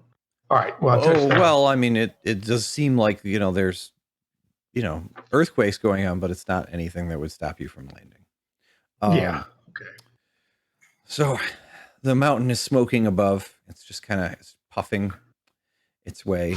And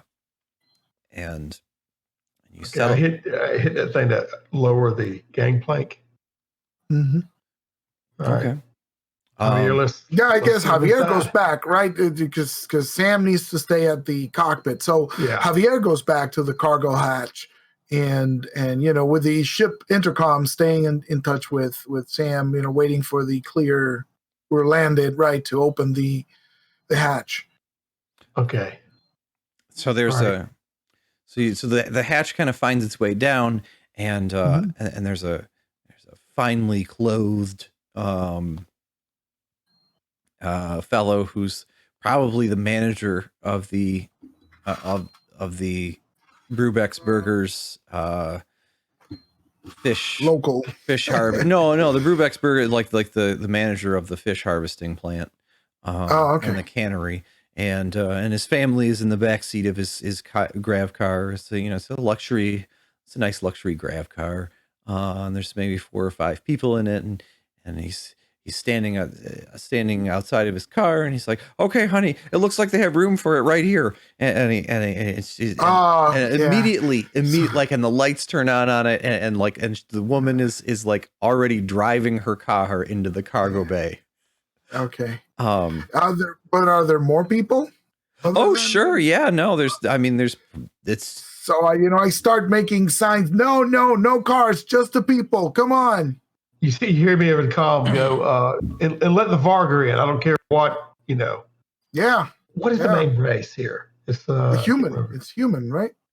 Well, no, but humans with some Vargars. They call them something different. The planetary population is something like 3,000 humans and 30,000 Vargar. They were resettled here after a peace agreement with the Kovonech Corsairs, and they were offered resettlement here about 200 years ago.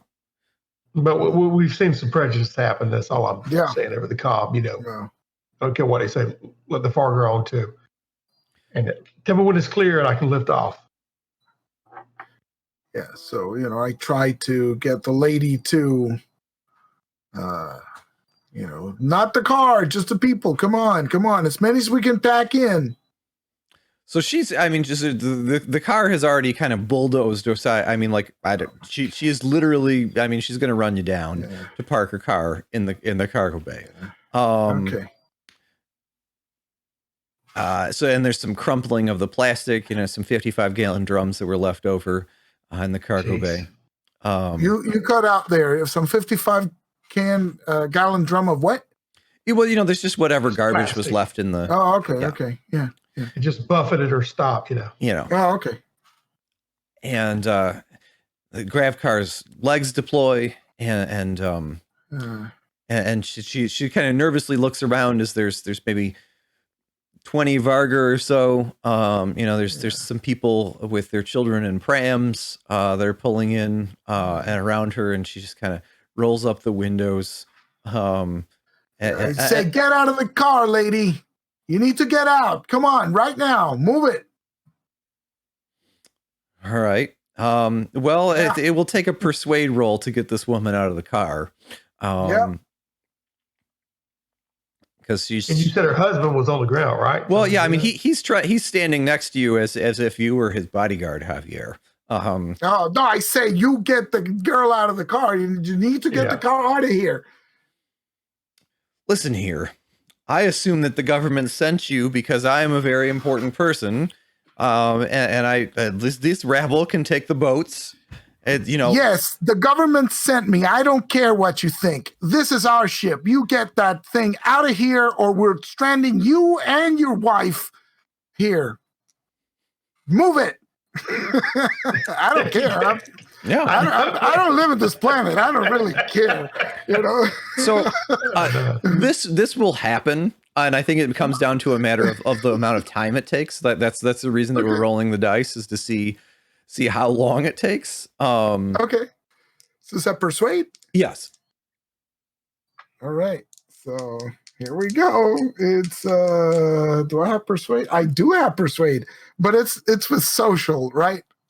In this case, it is because this guy is trying to boss you around based on his social prominence. Yes. Yeah. All right. Oh, nice. That's a 9 minus 1 is an 8. So I got it. Sweet. Squeezed under the. Okay.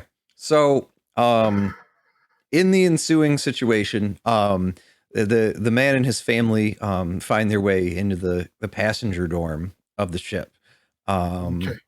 And you catch sight of that several Vargar have clasped open the trunk of the grav car and are making off with the luggage back into the village. Hey, you need to, it's like, hey, take the brakes off that thing and roll it back down the gangplank. Yeah, exactly. It's like get all the Vargar to help you. And then I keep signal to more people to come in, right? As many as we can pack. Yeah. So are you done back there? Are we ready to go? I'm kind of freaking out a little. Mm-hmm. So this happens, and I think that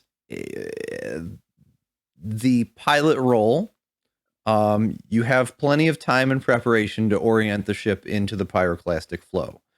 So the geology package is really warning you up in the cockpit, Samuel, like you need to be in the air soon, or you're gonna be under 8 feet of ash. Oh, yeah, I know. It's gonna plume out, man. We gotta get the heck out of here. Yeah. That's why it's this. Maybe fly low onto the ocean, right, and then circle around. Do you have that gangplank shut? The airlock shut. Green light. Yeah. Okay. Bing. Immediately, I start lifting it up. All right. Mm-hmm. So it's a good thing that all the kind of localized electronics and so on are functioning, because the grav plates and the inertial compensators, you'd be flinging some people around as the ship comes about. I'm breathing a sigh of relief as I do it. Okay, so reach a certain attitude, then I'll go out. The pilot roll, because the radar starts telling you like pilot roll has a boon die because you have plenty of time. Yeah. Yeah, I make my way over to the cockpit, and start working the sensors and relaying the data to Sam. But what do you want to do? Mount St. Helens. Well, I'm -3 on decks. I'm 3 on decks, and it's -2, right? But I've got you have a 3 for X for your 3 is just -1. 3 is just a -1. Just -1. Okay, yeah, it's this is not too punitive.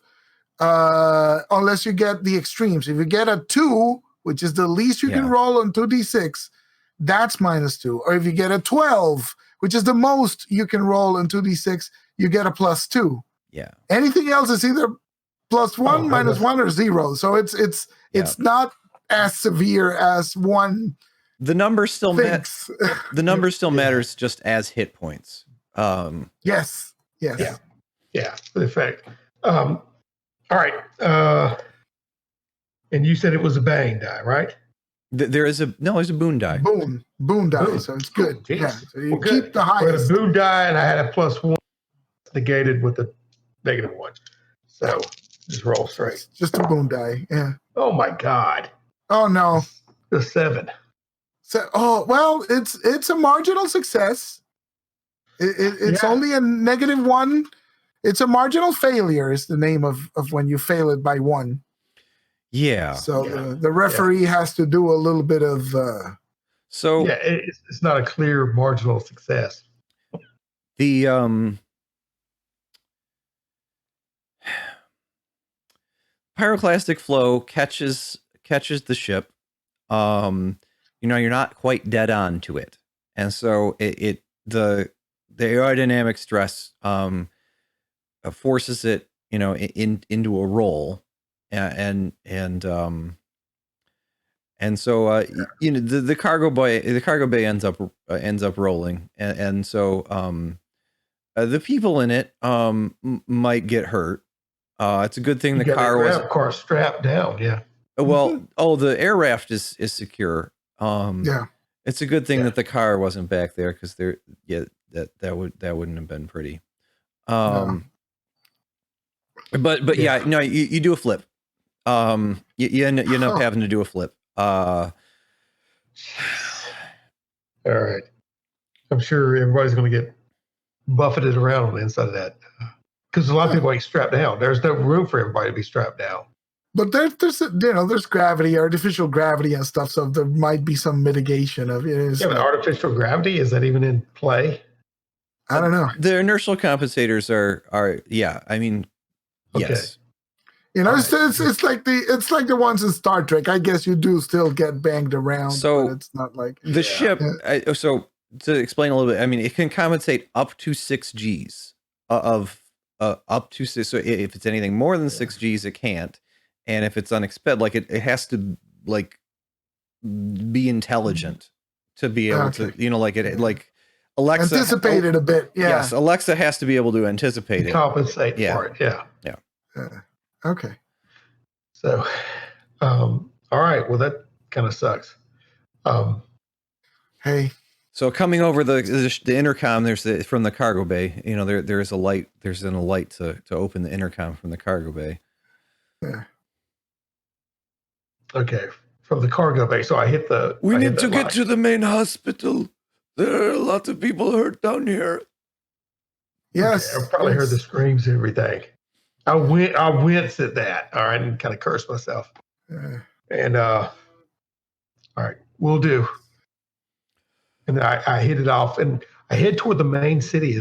Is where I'm thinking. Yeah, you find yourself at the. I mean, this is the only hospital on the whole planet. So. Yeah. And the trauma center. I mean, so the capital city air traffic control gets in touch with you, and Minister Greener during the flight. It's probably only 10 minutes of flight time. Minister Greener is very eager to contact you over the communications, and talk to you a bit. Yeah, so I opened the channel. Is this the Achilles? This is the Achilles, Minister. This is Javier Medina speaking.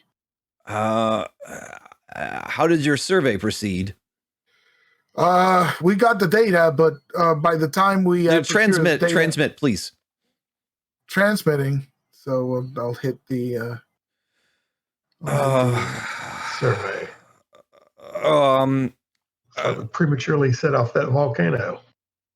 I don't know I don't think it was you. I don't say that out loud. I say that, because he's talking to him. All right. So we're going to continue to do some more evacuation. If you can,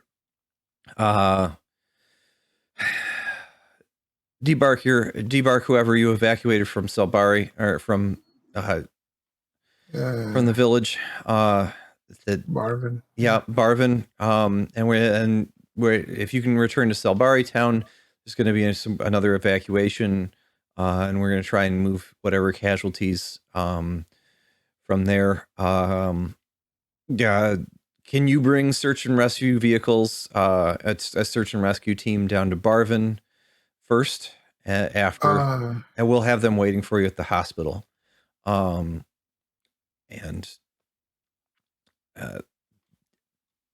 I mean, how much can are you fit to help? We're a little banged up, but we got some wounded because takeoff was rough due to the eruption. But I suppose now that well, I don't know. What do you think, Sam? Yeah, we got a lot of your people here. We need some stretchers. Some people that they're banged up pretty bad in the back. We got a couple of your aristocrats on board too. Yeah, but we could almost cause a little trouble for us.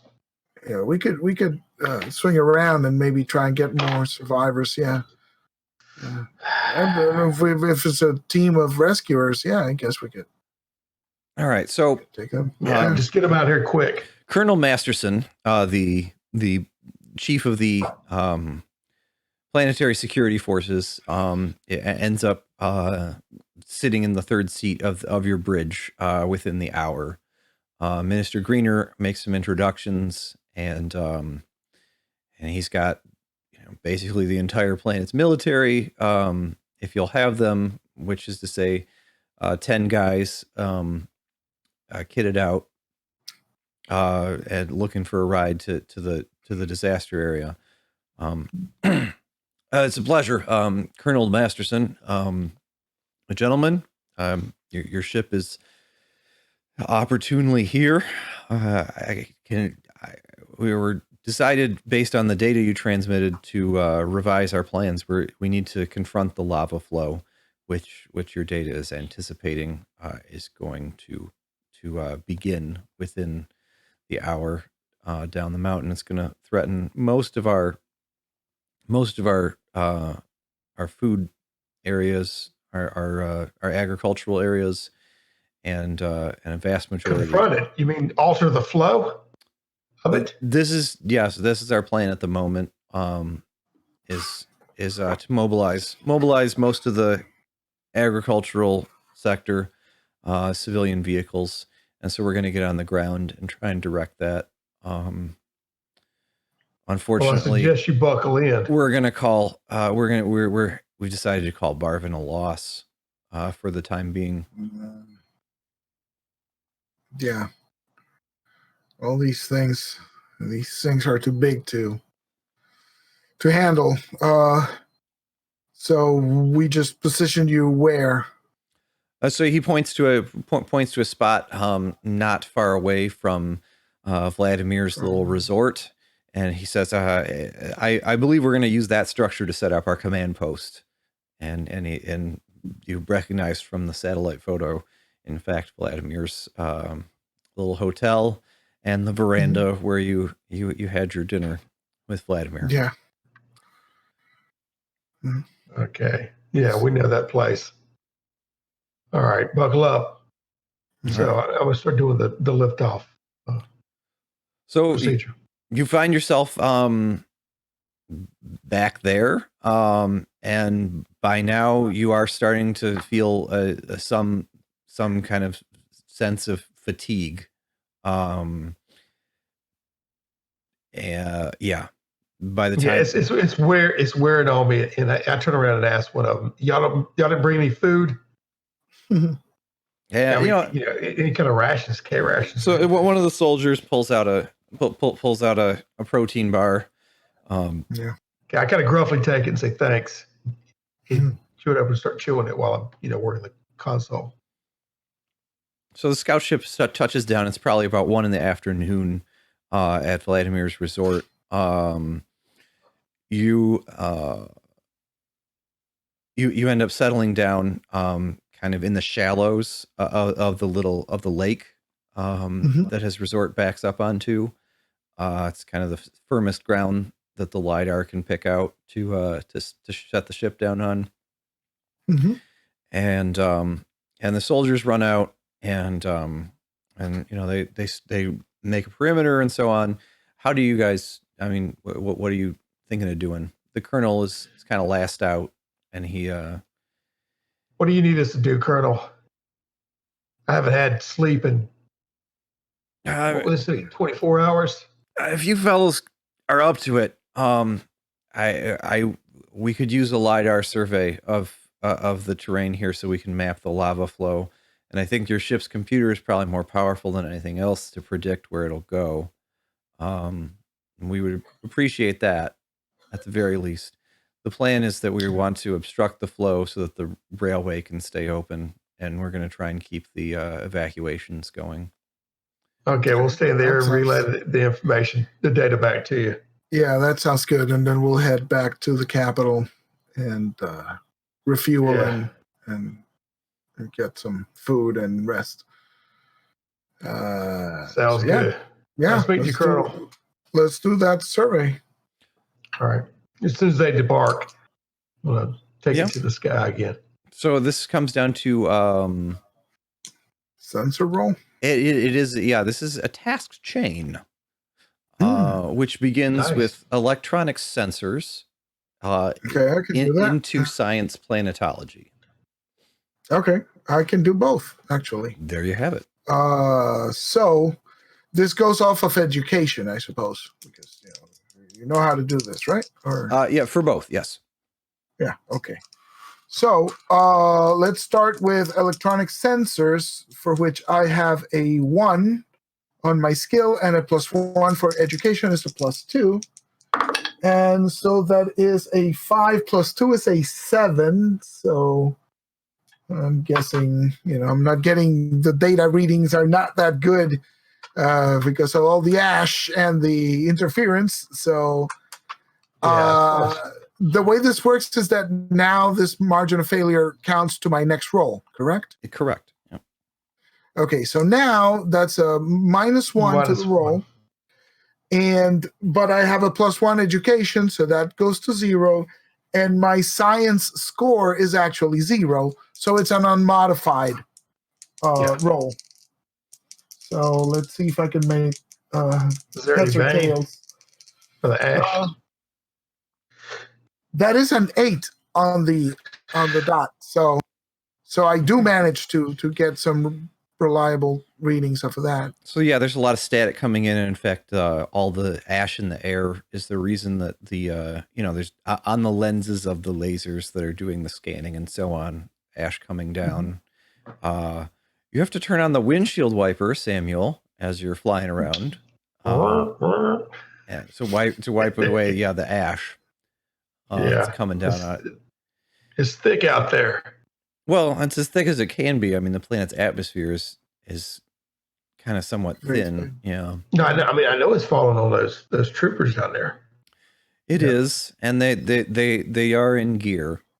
They are in NCB gear. And so that you're able to transmit your estimate, and it looks like the flow rate is the question is it going to erupt, very violently? What's the situation? And the answer after about 10 minutes is that the computer says, this is unable to say. You'll need to place seismic sensors directly in the mountainside to have strong certainty.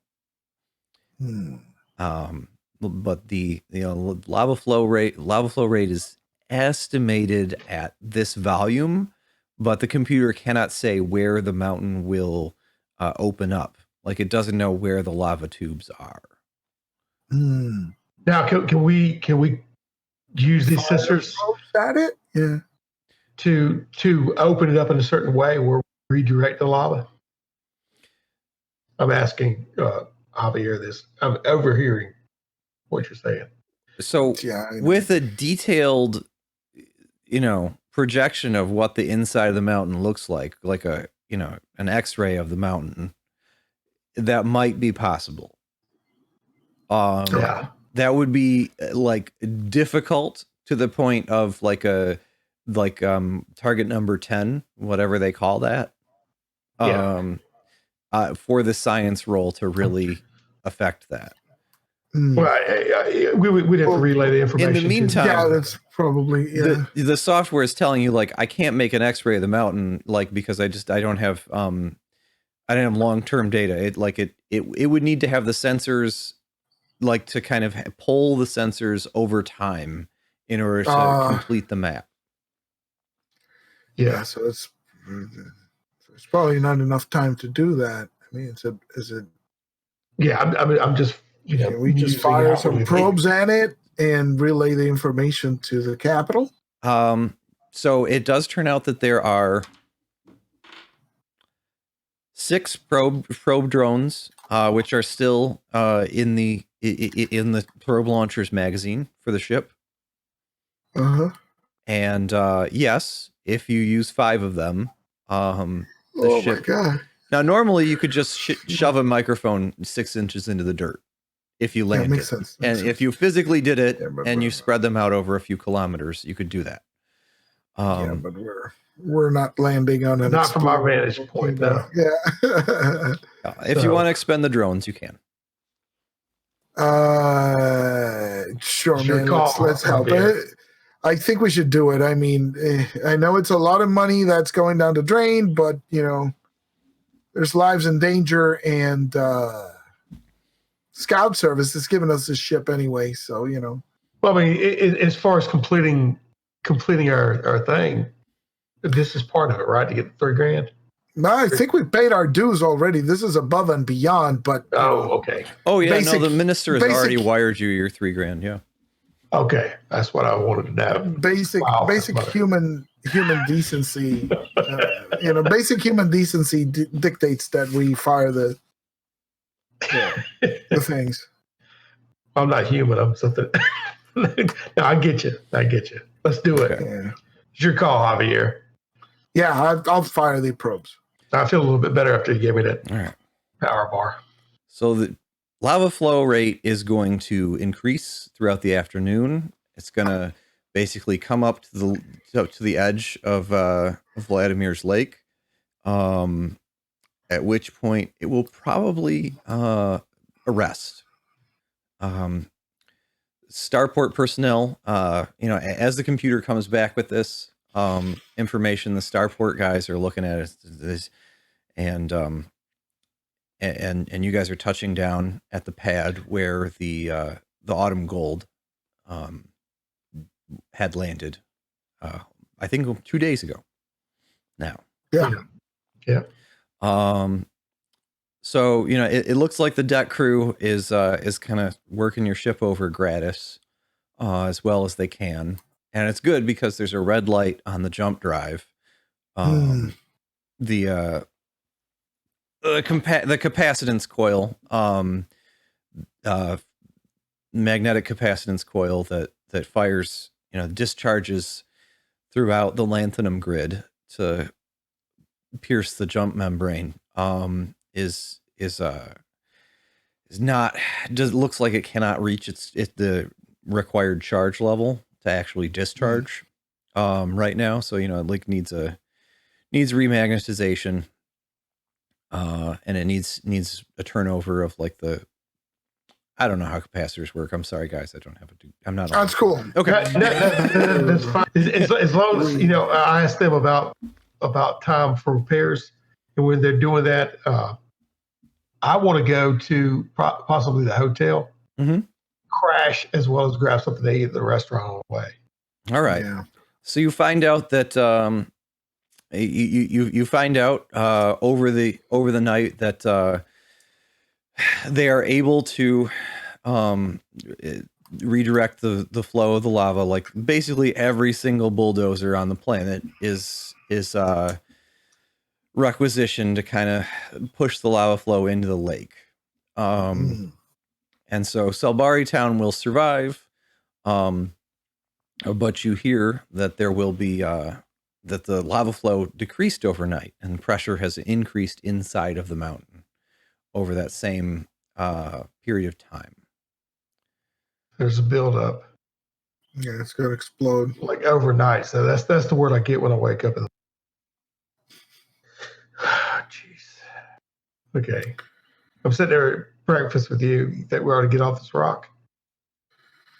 We probably should.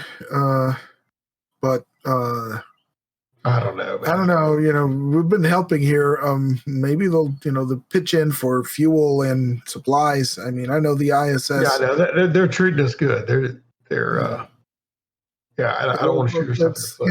Let's see if they need us to do anything else regarding this explosion or what the status is, because I think we've maybe we could they're already helping us with the ship maintenance, right? Is that what they're doing, Antoine? They're going to help us. Yeah, because it was red lighted. I don't think we can get off this planet without them finishing. So the crew is working over that wherever you guys are sleeping. Yeah, I went back to the hotel. You said it was 120 a night, I believe.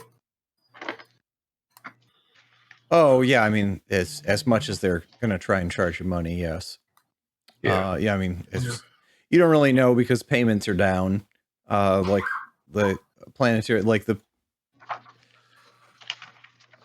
payments processor. Hortalez at Sea is the company which runs all the payments, electronic transfers on the, and it's just frozen. The government's frozen all payments. Yeah. So we're part of the rescue crew. They write you a charge for the the evening, and they on paper. They print out and they say until this works out, this is what's up. But yeah, I'm smoozing them because we're part of we're sticking around longer to help out, so I need to be grateful to that. But yeah, as soon as we're hearing this from who, as far as the build up news outlet, or as far as the pressure build up, is this just secondhand information or directly from somebody? About the pay. Oh, I mean, nobody's been able that to pressure build up. Oh no, I mean it's yours. It's the sensors. Yeah. It's your sensors, and it's gotcha. Oh yeah, we need to let somebody know that. The professor at the community college has looked it over and attached some comments to it, on the planetary data net as the data has been uploaded. And she's, she just says this is what I'm anticipating, is that the pressure will build up and there will be an explosion of the mountain at some point. But is there anything we can do to probably not prevent this? Just evacuate? Now, are we still got a comm, and can we get in touch with the colonel in there or find out what's going on with him? Because the ship's down for right now, isn't it? Yeah. So the colonel says it's like I need to evacuate my men from the post. I've looked at the data, and we need to get out of here one way or another.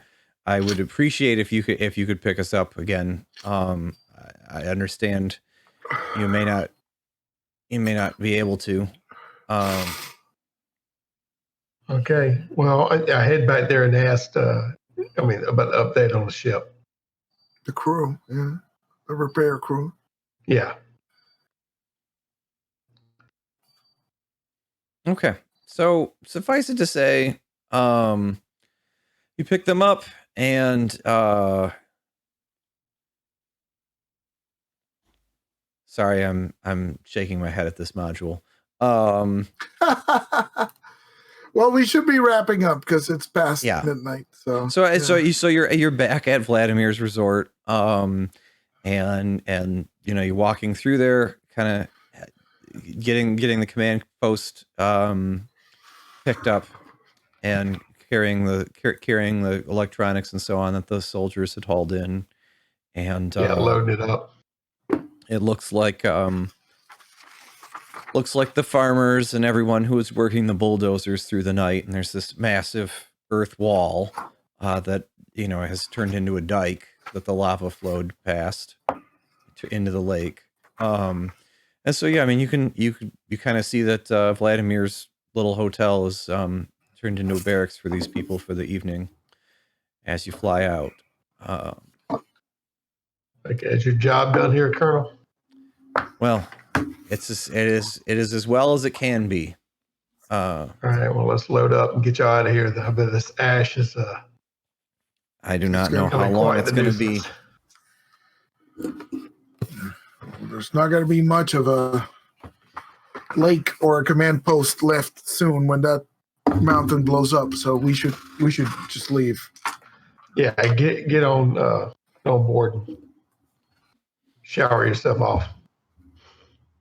Okay. I am going to choose the epilogue here. What do you guys think? Yeah. Okay. Yeah. Yeah. All right.